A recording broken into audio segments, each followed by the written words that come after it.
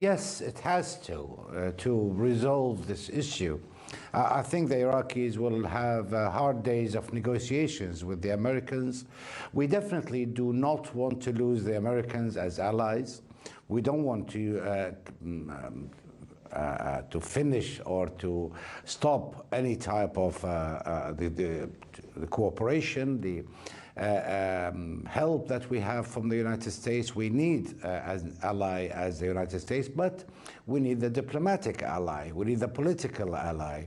It's time to move away from having military bases, because this military bases, with the action taking, are pushing the nation closer to Iran.